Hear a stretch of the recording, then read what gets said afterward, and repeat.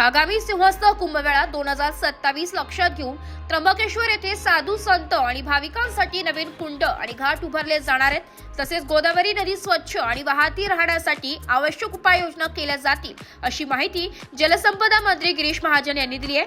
जलसंपदा मंत्री गिरीश महाजन यांनी त्र्यंबकेश्वर येथे विविध घाटांची पाहणी करून नगर परिषदेत आढावा बैठक घेतली आहे।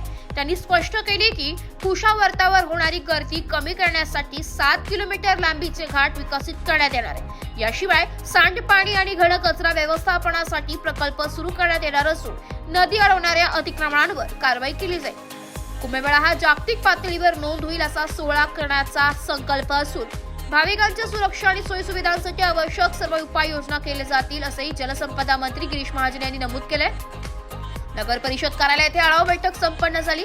या विभागीय आयुक्त डॉक्टर प्रवीण गेडाम, जिल्हाधिकारी जलज शर्मा, अप्पर पोलीस अधीक्षक आदित्य मिरखेलकर, अखिल भारतीय आखाडा परिषद अध्यक्ष महंत रवींद्रपुरी महाराज, जुना आखाडा महामंत्री हरिगिरीजी महाराज, बडा उदासीन आखाडा इंद्रमुनीजी महाराज, नवा उदासीन आखाड्याचे महंत गोपालदास महाराज, महानिर्वाणी आखाड्याचे अजयपुरी महाराज, आनंद आखाड्याचे गणेशानंद सरस्वती व शंकरानंद सरस्वती असे महंत उपस्थित होते।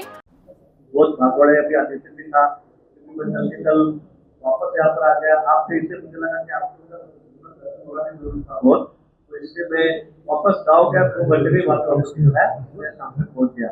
लेकिन आज मुझे बहुत अच्छा लगा कि हम लोगों ने पूरा दिन भर सुबह से लेकर पूरी तरह त्र्यंबकेश्वर शहर का जायजा हमने लिया है।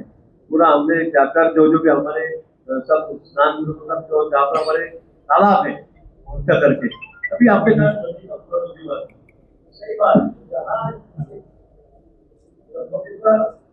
नासिक इतने बड़े मतलब हिंदुस्तान में नहीं तो दुनिया में इनका नाम, दुनिया भर से लोग त्र्यंबकेश्वर में यहाँ आते हैं, नाच बलि करने से दर्शन के लिए आते हैं।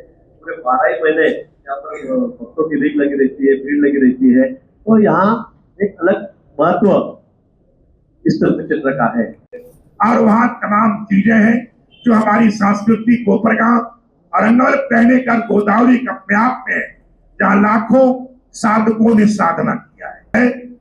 अर्घा से शुरू होता है, आचमनी से शुरू होता है, और जब आचमनी नहीं है आज अपनी लिए रात में कुशाव पंचवटी में लोग आचमनी न ले। ब्यूरो रिपोर्ट, नाशिक लोकशाही न्यूज, नाशिक।